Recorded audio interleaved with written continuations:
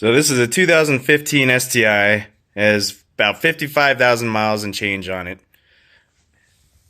And I'm having this issue, cracked pitch stopper bracket.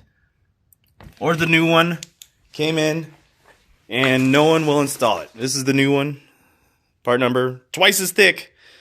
Subaru issued a technical service bulletin, but decided to never recall it because it's probably not a life-threatening issue. No one will install it. Checked all the body shops around everywhere. No one wants to touch it because it's on the firewall behind all this other junk. Air conditioning lines, all these other... They want to pull the motor, pull the transmission, pull the dash. No one wants to do that. I don't have the ability to do that at home, unfortunately. Otherwise, I would. But as you can see, cracked bracket. Another issue is I took it to another body shop and they told me they welded it. And they didn't. They just put the Perrin aftermarket brace over it that I bought, to kind of reinforce the bracket they were supposed to change out, which is that thing I showed you a minute ago. And they just decided to throw the bracket on over the crack. Didn't even weld it. Told me they welded it. Tried to charge me like they were welding it. They tried to charge me $600.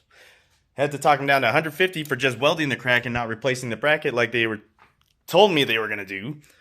And, end up not even doing that. They didn't even weld it. So...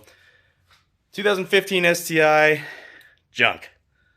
Another issue, when I went to go change the motor mounts, because I figured, maybe the motor mounts went bad. I went to change the motor mounts and it's missing the nut. Missing the nut on the bottom cross member of the driver's side motor mount. So if you also have this cracked pitch stopper bracket issue, like a lot of people on WRXs and STIs, Foresters, Outbacks, anything about 15 to 17 years, 2015, 2017, they all have the same part number bracket.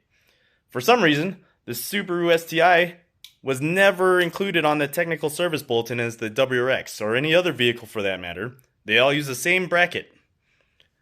And no one will replace it for you. So you might as well sell the car, which is probably what I'm going to do next. And if you do have this problem, and you want to keep your car, you may want to check to see if you lost any of the nuts on the bottom of the motor mount, on the cross member. I've never touched this vehicle's motor mounts before. First time I ever took the shield off underneath to check it. I usually get it serviced at the dealer. It's my weekend car. I don't ever barely drive it. Not a whole lot of mods other than like a blow-off valve. That's the only thing I've done to it.